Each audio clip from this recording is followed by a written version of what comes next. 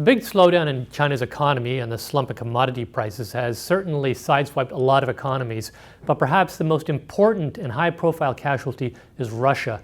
Their economy is in big trouble. It's going in between the Western sanctions imposed last year and the collapse in oil prices.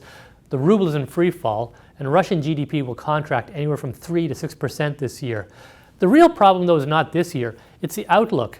Because the fact of the matter is that years of high oil prices have essentially helped Russia paper over fundamental problems in its economy: declining productivity, shrinking labor force, and a private sector that has been severely hemmed in by a kleptocratic state and crony capitalism.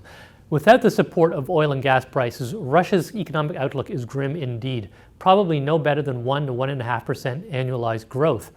There are troubling echoes here of the events that brought down the Soviet Union 25 to 30 years ago.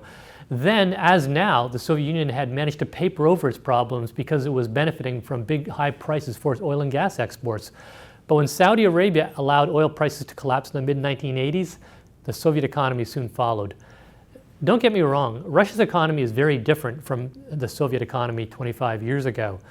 It's a market economy, and its macroeconomic management is relatively good. They're running a trade surplus, not a trade deficit. But the fact of the matter is that without the artificial support of high oil and gas prices, their long-term economic outlook is troubled indeed. And that's got to force Vladimir Putin, whose grip on power and his foreign ambitions have been largely bankrolled by oil and gas wealth, to think hard.